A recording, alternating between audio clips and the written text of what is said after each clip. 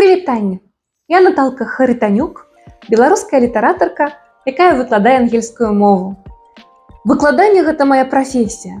Літаратура гэта тое, што нагадвае мне пра галоўнае ў жыцці. Літаратура сапраўды нагадвае мне штодня, дзеля чаго я тут. І вучыць мяне быць стваральнай. У кожнай кнізе, у кожным эсэ, у кожным тэксце я аднаўляю наноў той свет, які на пачатку мог здавацца мне незразумелым і непралазным. Творачы, я раблю гэты свет сваім. І вучыць ангельскую я таксама раю творачы. Калісьці даўно, яшчэ ў 13 год, я вырашыла стаць настаўніцай ангельскай мовы.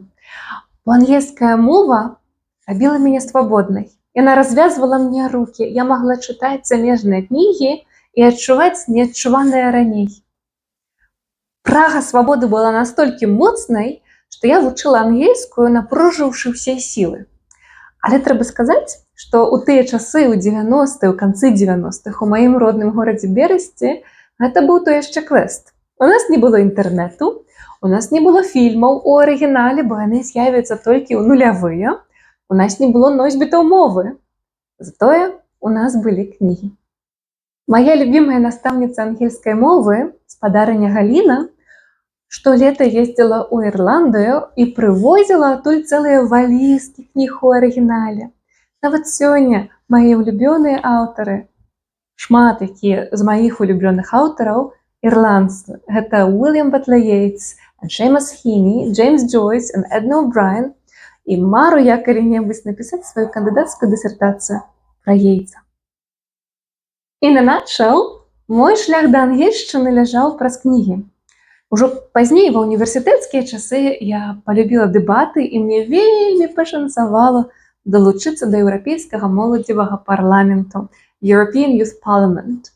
І за студэнцкія гады я патрапіла падэбатаваць са студэнтамі самых розных краін.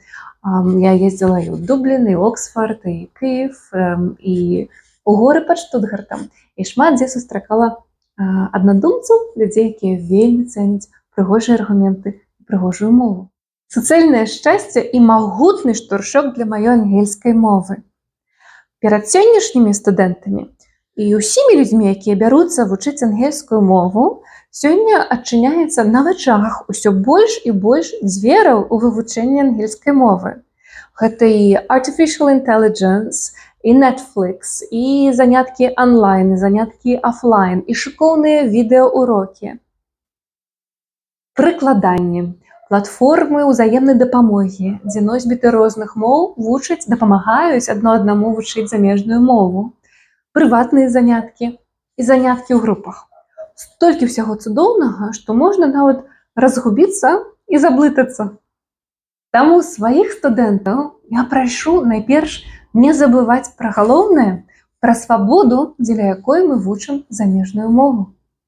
Свабоду весці дыялог з гэтым светам, а не слухаць яго ў аднабаковым рэжыме, не слухаць увесь час толькі ягоны маналог. Свабоду ствараць тое, якой будзе ваша ангельская мова, якім будзе ваш English vocabulary, якімі будуць вашыя размовы з гэтым светам. Кожны настаўнік ангельскай мовы ведае чароўную формулу плённага уроку. Гэта 3 літаркі. P-P-P. The first P, першая P, гэта значыць present, увесці. Гэта значыць увесці, пазнаёміць чалавека з нейкім новым матэрыялам. З перспектывы таго, хто сам вучыць ангельскую, гэта значыць сустрэць гэты новы матэрыял, граматыку, слова ці нейкую цікавую веду нават пра ангельскую мову.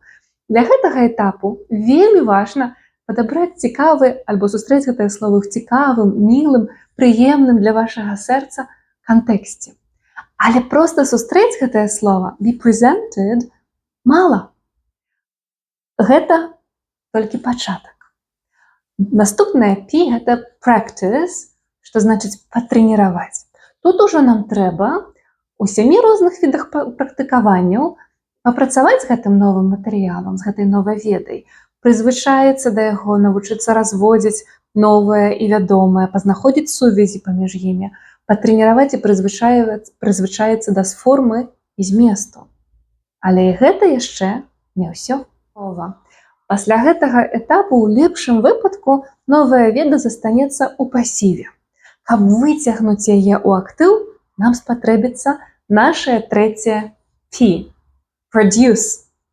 Пра гэты самы важны этап вывучэння ангельскай мовы, а пра стварэнне ўласнага тэксту ці выказвання, пра production будзе шмат на гэтым маім канале English з Наталкай, а таксама у маім канале ў Telegram, які таксама называецца English з Наталкай. Не забудзьце, калі ласка, падпісацца, каб не прапусціць самае цікавае. Гаварыце з гэтым светам, пішыце, стварайце, пішыце яшчэ. Бо творачы навучымся.